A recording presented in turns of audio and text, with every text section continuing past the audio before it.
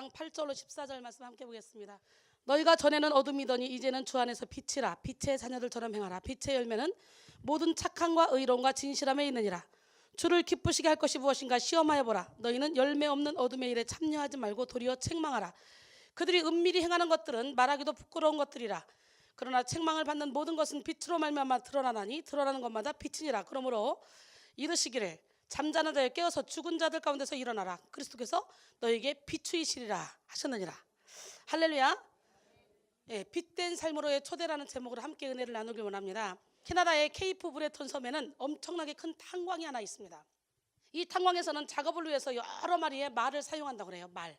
그런데 이 말들을 한번 깊고 어두운 탄광 속으로 들여보내면 다시는 그 탄광 밖으로 말이 나오지 못한다 그래요. 왜냐하면 이미 어둠에 적응돼서 밖으로 나오는 순간 말들은 바로 실명해버리기 때문에 아무 쓸모가 없는 거예요. 일을 할 수가 없어요. 그래서 한번 탄광 속으로 들어간 말은 늙거나 병들어 죽을 때까지 계속 어두운 땅 속에서 일을 한다고 합니다. 죄 가운데 태어나 본질상 진노의 자녀인 저와 여러분, 인간 역시 마찬가지입니다. 죄의 깊은 어두운 탄광 속에 적응한 우리들은 도무지 우리의 힘으로는 그 어둠을 떠날 수도 없고 어둠을 해칠 수도 없어요. 어둠을 밀쳐낼 수도 없어요. 벗어날 수도 없어요. 우리 안에 있는 이 어둠을 하이타이를 먹고 막 흔들어 버린다고 어둠이 없어지나요? 빗자루 갖다 싹싹 쓴다고 없어지나요? 아니에요. 그 어둠을 없애는 비결은 빛이에요. 빛. 예수 그리스도의 빛이 우리 영혼 가운데 비춰지면 우리 영혼 욕을 벗고 있는 결박들이 저절로 풀어지고 우리는 빛된 삶으로 초대를 받고 행복하게 살게 될 줄 믿습니다. 인생은 누구나 한 번은 다 죽게 돼 있어요. 그렇기 때문에 죽음을 준비한다는 것은 그 어떤 일보다도 더 중요한 일이죠. 우리 하나님은 살아계신데 알렉산더 대왕의 아버지 필립 2세는 지혜로운 종을 두어서 아침마다 문안 인사를 드리게 했습니다. 그래서 종은 아침마다 일어나서 왕의 문 앞에 서서 폐하여 평안하십니까? 폐하는 반드시 죽는다는 사실을 기억하십시오 라고 말하게 했어요. 멋있지 않습니까? 지혜롭잖아요. 계속 자각시켜준 거예요. 그리고 그는 죽을 때 이런 유언을 남겼습니다. 내가 죽거든 관을 짜되 양쪽에 구멍을 뚫어 손을 밖으로 내밀 수 있게 짜라. 그래서 모든 사람들이 나를 보고 아무것도 가지고 온 것이 없음에 빈손으로 가야 한다는 것을 깨닫게 해줘라. 그는 참으로 위대한 왕이었습니다. 자기 죽음을 알았고 빈손으로 가야 한다는 것을 알았기 때문이죠. 우리는 세상에 빛을 발하며 살아야 돼요. 누구나 할 것 없이 빈손으로 왔다 빈손으로 갑니다. 그러나 우리가 행한 일은 이렇게 우리를 따르기 때문에 우리는 항상 선을 행해야 돼요. 기적의 하나님, 능력의 하나님은 이 시간에도 불꽃 같은 눈동자로 우리를 지켜보고 계십니다. 믿으십니까? 마태복음 15장 14절로 16절까지 보니까 너희는 세상의 빛이라. 산 위에 있는 동네가 숨겨지지 못할 것이요 사람이 등불을 켜서 말 아래 두지 아니하고 등경 위에 두나니 이러므로 집안 모든 사람에게 비치느니라. 이같이 너희 빛이 사람 앞에 비치게 하여 그들로 너희 착한 행실을 보고 하늘에 계신 너희 아버지께 영광을 돌리게 하라. 여러분, 내가 만약에 빛이다 그러면 하나님은 절대로 나를 저기 말 아래 두지 않습니다. 어떤 방법을 써서든지 나를 확 틀어다가 쫙 등경 위에 두고 집안 모든 사람에게 비치게 합니다. 예수 그리스도를 믿는 모든 사람에게 빛을 비추게 할 뿐만 아니라 예수를 믿지 않는 사람한테까지도 세상 사람들에게도 빛을 비추게 하신 하나님, 그 하나님은 여러분의 하나님이에요. 우리가 빛을 바람으로 아직 예수를 믿지 않는 많은 사람들이 다 우리를 통해 예수를 믿고 천국으로 향하게 만들어야 될 책임과 의무가 있다는 걸 깨달으시고 오늘 이 시간에 지상명령인 복음을 증거하는 일에 여러분 생명을 걸기를 원합니다. 인간은 빛이 없는 세상에서는 절대로 살아갈 수 없습니다. 빛이 없이 살아갈 수 있는 사람은 한 사람도 없습니다. 그래서 하나님은 우리에게 태양빛을 만들어 주셨습니다. 지구에 있는 모든 생명체들은 태양으로부터 나오는 빛에 의존하면서 살아가고 있습니다. 이 태양빛은 우리 인간의 몸에 자양분처럼 귀한 것들을 막 가져다 줘요. 태양빛은 신체의 신경화학 물질과 호르몬을 조절하며 신체의 자연적인 그런 리듬을 만들어 갑니다. 또한 태양빛이 부족할 때 우리 몸에는 면역체계의 약화가 나타나며 몸에 불균형이 생깁니다. 뿐만 아니라 마음이 의기소침해지는 그런 정신적인 침체와 정신적인 질병이 발병하기도 합니다. 그래서 과학자들은 말하죠. 우리 몸에 비타민과 영양분이 있어야 되는 것처럼 인간의 정신과 영혼과 육체에도 최소한의 햇빛 요구량이 있다는 거죠. 태양빛은 심장 박동과 혈압 그리고 혈당에도 영향을 미치칩니다. 그뿐 아니라 인간의 내면의 인내심, 스트레스 조절 능력, 에너지를 만들어내는 그런 원기 같은 것도 이 태양빛과 관계가 있다고 말합니다. 예수님은 우리 인생의 참된 빛이 되십니다. 예수님은 육체를 위한 햇빛뿐만 아니라 영혼의 빛까지 비추어 주는 그런 빛이십니다. 믿으십니까? 배수진이라는 말을 아십니까? 더 이상 물러날 곳이 없어 죽을 힘을 다해 싸우는 것을 말하죠.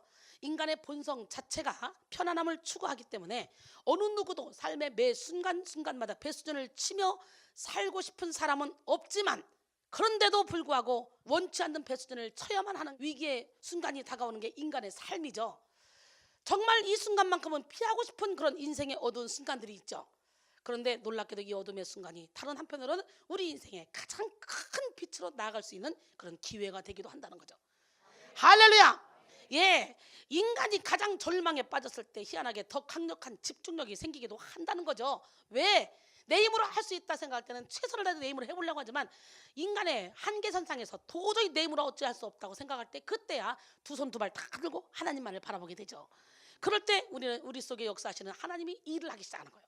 이미 예수를 믿는다고 고백한 여러분 속에서 착한 일을 시작하셨어. 주님은, 여러분은 지금도 옛사람인 것 같지만 예수 안에 들어오는 순간부터 주님은 우리에게 말씀하셔. 뭐라고? 너희는 새로운 피조물이야. 이전 것은 지나갔어. 새 것이 되었어. 그러니 새로운 피조물 낳게 살아.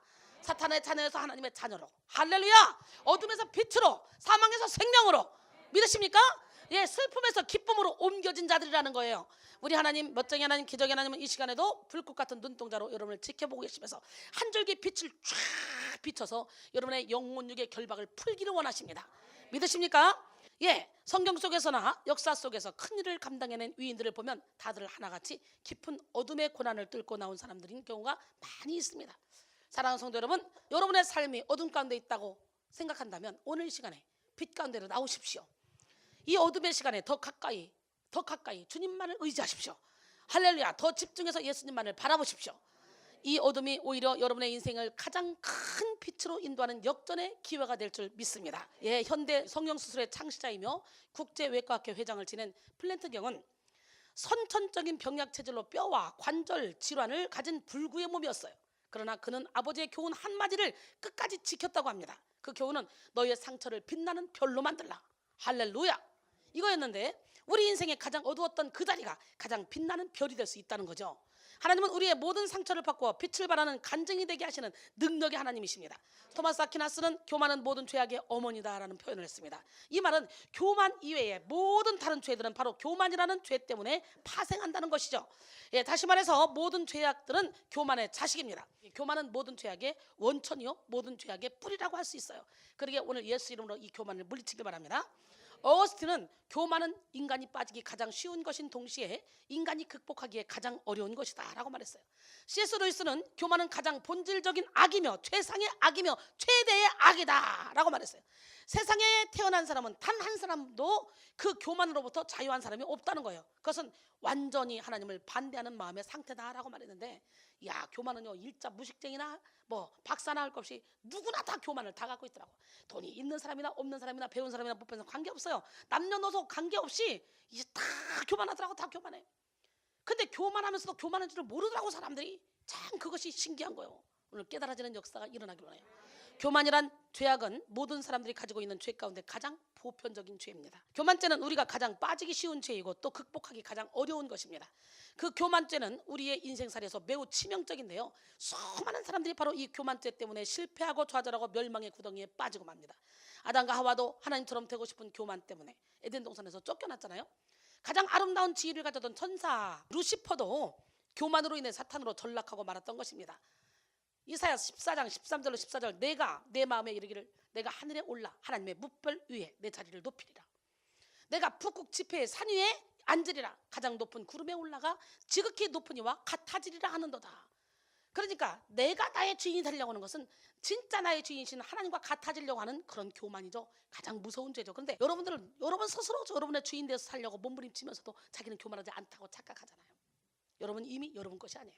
주님의 피값으로 사신 바 된 주님의 것이에요. 그러기에 우리의 몸으로 하나님께 영광을 돌리라고 고린도서 6장 19절로 20절은 말씀하시잖아요. 그 다음에 교만은 뭡니까? 자기 스스로를 높이는 거예요. 과도한 자기 존중이라고 할 수 있죠. 자기 애에 빠진 사람들. 이는 끝을 모르는 자기 중심주의로서 항상 나를 한 단계 높은 데 놓으려는 그런 욕망이죠.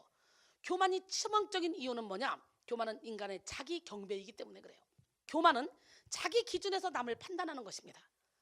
모든 일에 있어서 자기가 잣대가 되고 자기가 기준이 되어 판단하는 것이 교만이에요. 그러니까 내가 무조건 맞다고 생각하고 자꾸 정죄하고 잣대를 대는 사람, 이 사람들 아주 교만한 사람들이에요. 왜냐하면 자기도 안 맞거든요. 인간을 판단할 수 있는 분은 오직 하나님 한 분밖에 없어요. 여러분, 손바닥에 부딪히니까 싸우는 거예요. 이게 부딪히니까 벌써 내가 누군가하고 싸우기 시작했다 그러면 교만해졌다. 내가 빨리 정신 차리고 부딪히지 않으면 싸울 일이 없어요. 그러므로 모든 판단의 기준은 바로 하나님의 말씀이 돼야 돼. 우리가 용서하지 못할 사람이 어디 있어요? 7번씩 70번이라도 용서하라 그랬는데, 예수님의 사랑으로 용서하라 그랬는데. 여러분 인생의 문제는 깨달음의 문제라는 걸 깨닫고 오늘 깨닫는 시간이 되길 원해요. 우리가 교만죄에 걸려 있으면, 자기가 교만죄에 걸려 있으면서도 교만죄에 걸려 있는 줄 모르는 가장 무서운 죄가 교만이야. 죄를 깨닫게 하는 하나님의 말씀을 가까이 하셔서 회개함으로 겸손한 자가 되어 주님이 예비하신 상급을 받기를 원합니다. 교만한 자는요, 자기가 기준이에요. 자기가 모든 판단의 기준이 되고 잣대가 됩니다. 자기 생각에 옳은 것이 기준이 됩니다. 그래서 자기의 관점에서 사람을 보고 판단해. 그 다음에 교만은 이기적인 것, 자기 중심적인 것입니다. 우리는요, 자기를 존중하고 자기를 사랑해야 돼요. 귀히 여겨야 돼요. 주님은 내 이웃을 내 몸까지 사랑하라 했잖아요. 그렇기 때문에 나를 사랑해야 내 이웃을 사랑하지. 그러나 우리가 알 것은 나만 사랑하는 건 죄라는 거예요. 이것은 이기적인 것이고 교만한 것이고 자기 중심적인 것이라는 거예요. 예, 하나님보다 자기를 더 사랑하는 것은 죄입니다.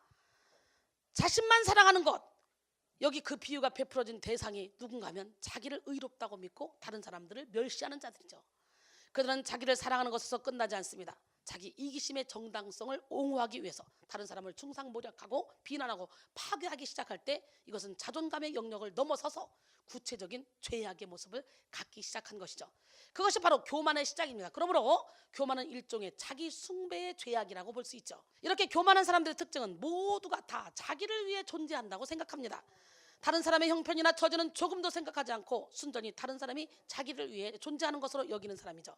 그들은 대인관계에서 어떻게 그들을 이용할까 이걸 생각합니다. 그래서 이용 가치가 있으면 가까이 하고 그렇지 못하면 멸시하고 냉정하게 돌아서 버리는 그런 사람이죠. 이런 사람은 신앙생활도 그런 식으로 합니다. 하나님조차도 자기를 위해 복 주시는 분으로만 여겨요. 그래서 간헐적으로 내가 힘들 때, 피곤할 때, 지칠 때 기도해서 파스 붙이듯이 떡떡 복 주시는 하나님, 그 하나님을 찾고 있단 말이죠. 그러나 신앙은 자기 중심이 아니라 하나님 중심이 돼야 돼. 우리는 자신을 내세우지 말고 오직 자신과 함께 하시는 예수님만 내세우는 사람이 돼야 돼요. 이렇게 교만한 사람은 하나님의 빛을 받을 수가 없어요. 결국 뿌리까지, 아주 가지까지 다 불사름을 당합니다.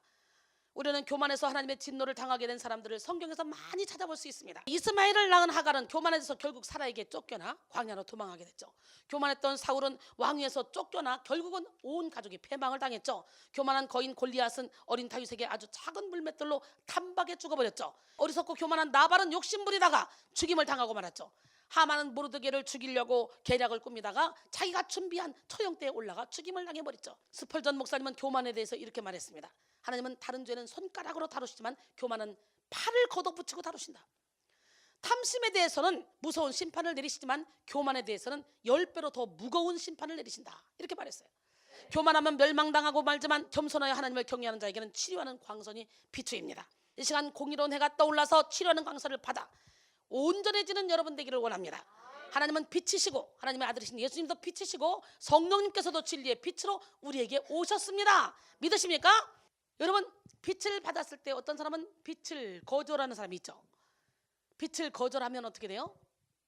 영접하지 않는 거죠. 빛이 비춰졌는데 각 사람에게. 왜? 아직은 세상이 좋아. 조금만 더 있다. 조금만 더 있다. 조금만 더 있다. 많은 사람들이 참빛인 예수님을 알지 못하고 영접하지 않았습니다. 하지만 예수님을 영접하는 사람들은 하나님의 자녀가 되는 권세를 누립니다.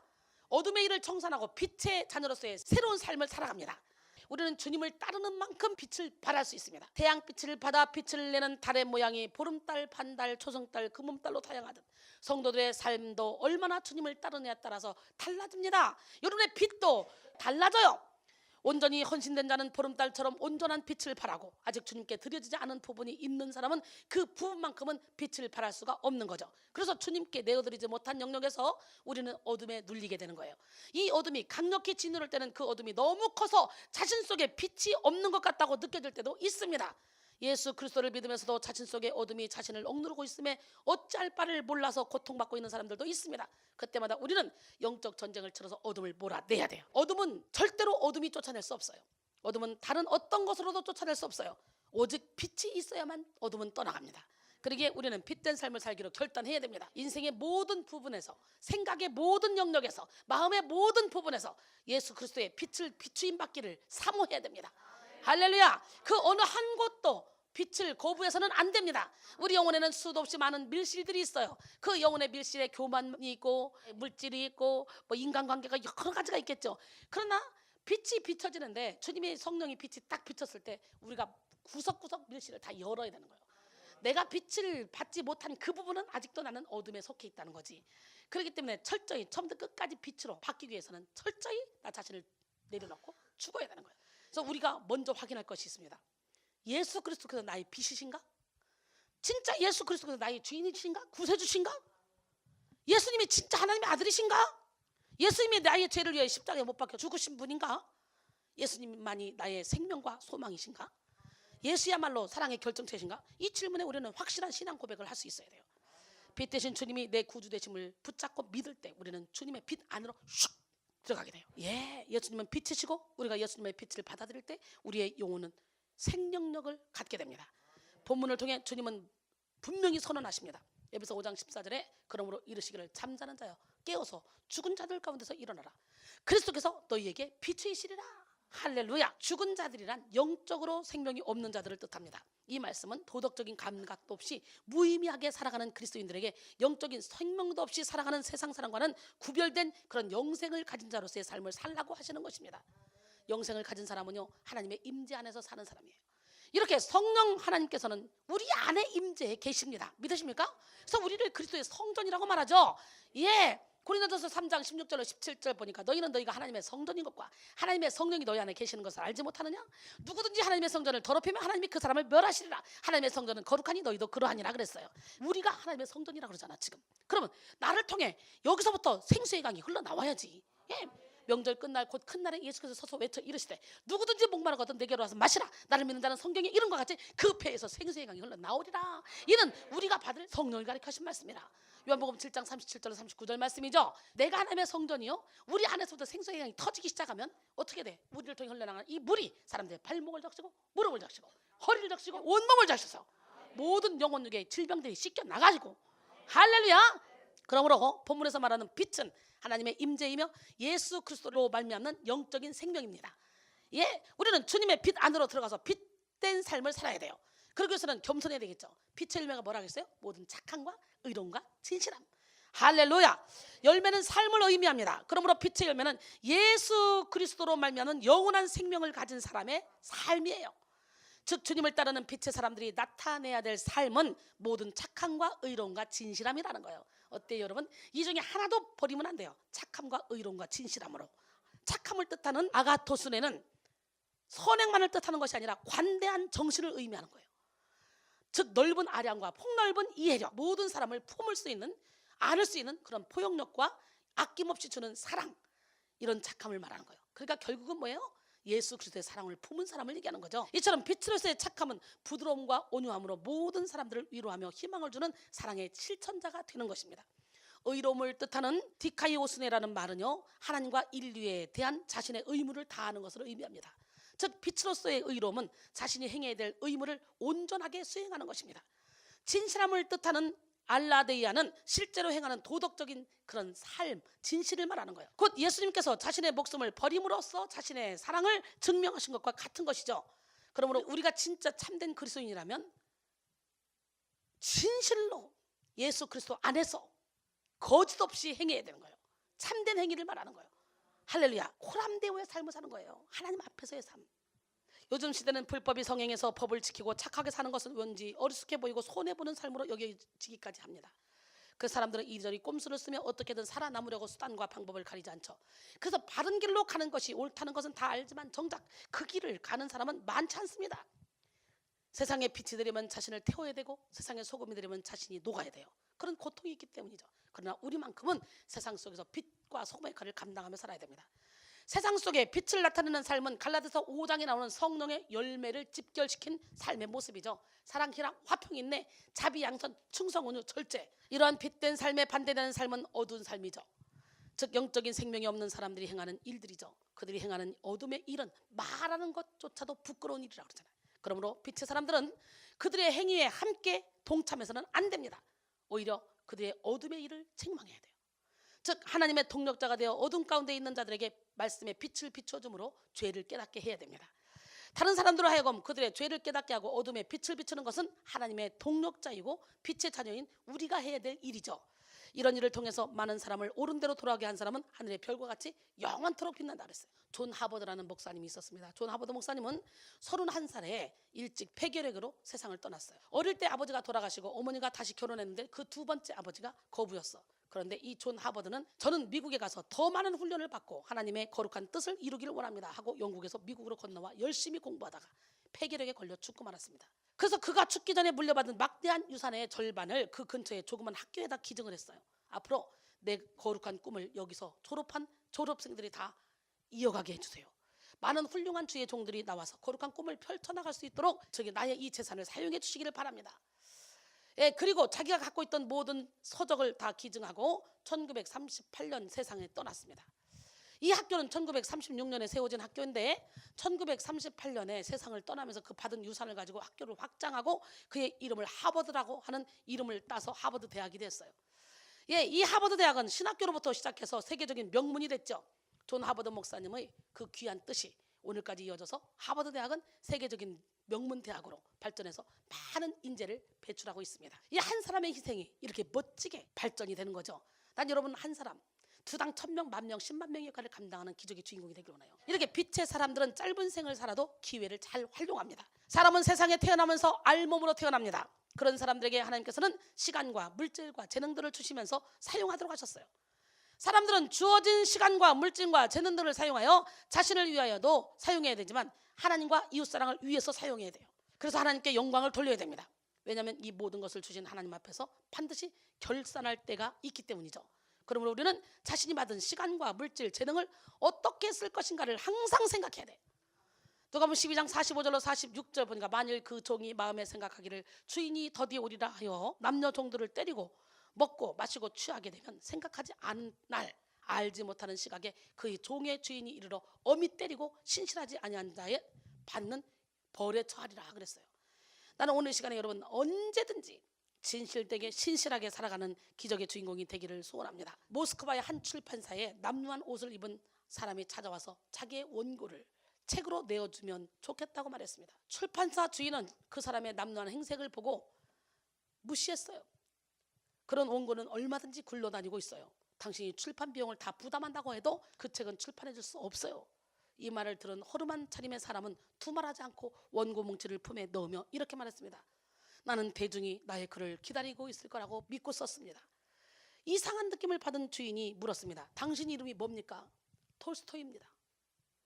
기절할 듯이 놀란 주인이 의자에서 뛰다시피 일어나서 급히 사과를 하며 원고를 부탁했지만 톨스토이는 뒤를 돌아보지도 않고 가버렸습니다. 여러분 교만한 사람은 알아보지 못해요. 난 여러분 모두가 다 그냥 남루한 모습만 보고 행색만 보고 사람을 판단하는 그런 자가 되지 않기를 원해요. 그 사람 속에 빛을 보기를 원해요. 말하지 않아도 상대방의 마음을 읽을 수 있는 그런 공감 능력이 여러분에게 있어지기를 소원합니다. 이렇게 많은 사람들은 외모나 혹은 자신의 평가 기준으로 다른 사람을 평가하며 작은 일들을 무시합니다. 그리스도인들조차도 만나는 사람 혹은 주어지는 일들이 하나님께서 주신 것인지를 살피지 않고 자신의 뜻대로 판단해버립니다. 그래서 작은 사람을 무시하고 작은 일들을 무시하죠. 그러나 우리 하나님 내 형제 중 지극히 작은 자 하나에게 한 것이 곧 내게 한 것이라고 이렇게 말하죠. 양과 염소를 가를 때 마태복음 25장 40절에 계시록 3장 7절로 8절 보니까 빌라델피아 교회 사자에게 편지하는데 뭐라 그래요? 내가 너에게 열린 문을 뒀다는 거예요. 아주 작은 능력을 가지고도 최선을 다해서 일을 했다는 거예요. 많이 일한 게 아니라 그러니까 여러분이 가지고 있는 그 작은 거 최선을 다해서 했을 때 우리는 하나님의 사랑을 받게 되고 잘했다 칭찬받게 되고 하나님께서 하늘문을 열어주셔. 그럼 하늘문을 열어주시면 열면 닫을 자가 없고 닫으면 열 자가 없는 거예요. 예, 하늘이 하늘문을 열어준 사람 그런 사람이 되기를 원해. 오늘 시간에 하늘문이 열리는 축복을 받기를 원해요. 여러분 주님이 우리에게 주시는 기회는 늘 좋은 모습으로만 나타나지 않습니다. 오히려 좋은 기회는 사람들이 무시하고 관심조차 두지 않을 모습으로 다가올 때가 많이 있어요. 그러므로 모든 일을 자세히 주의해서 지혜롭게 살펴야 돼. 출판사 이 주인처럼 톨스토이를 놓치는 일이 없어야 된다는 거야. 가장 중요한 것은 세상에 일어나는 수많은 일들 속에서 하나님의 뜻을 이해하는 것입니다. 우리가 매일 만나는 수많은 일들 속에는요 하나님의 뜻이 들어있습니다. 이렇게 매일 주어지는 일 속에서 자신에게 주어진 기회를 찾고 자신이 행해야 될 할 일을 깨달아 실행하는 일이야말로 정말 중요한 것이죠. 우리는 우리의 삶에서 주님의 뜻을 이해하기 위해요 성경 말씀을 항상 깊이 묵상해야 돼요. 주님의 말씀 안에 빛이 있고 길이 있습니다. 우리는 날마다 주님의 빛 안으로 들어가야 돼요. 시편 119편 105절에 주의 말씀은 내 발의 등이요 내 길의 빛이니라. 그렇기 때문에 우리는 하나님의 말씀을 배우고 받고 듣고 본 바를 행해야 되는 거예요. 빌립보 4장 9절의 말씀처럼. 말씀을 듣기만 하고 자신을 속이는 자가 되면 안 돼요. 우리는 빛이신 예수 그리스도를 마음에 모신 빛의 사람들이야. 그리스도 예수로 말미암아 영원한 생명을 가진 사람들이야. 그러므로 성령께서 인도하시는 빛의 사람으로서의 삶을 나타내야 되는 거예요. 빛의 열매는 모든 착함과 의로움과 진실함에 있다 그랬잖아요. 더 이상 어둠의 일에 참여하지 말아야 됩니다. 오늘 모든 착함과 의로움과 진실함의 열매를 맺는 기적의 주인공이 되기를 합니다. 그러기 위해서는 성령의 인도를 받아야 되겠죠. 우리의 힘으로는 그렇게 살 수 없어요. 우리는 죄 중에 태어났기 때문에. 성령의 인도하심으로 말미암아 나타나는 삶의 모습으로 빛의 삶을 살아야 돼요. 날마다 빛을 받기를 원합니다. 작은 것이라고 또는 없어 보인다고 무시하지 말고 주님이 주신 기회를 잘 지혜롭게 살펴서 주님이 기뻐하시는 뜻을 행하는 우리 모두가 되길 원해요. 열매 맺는 삶을 살아감으로 주님께 빛의 자녀로 인정받는 복된 저와 여러분이 되기를 원합니다.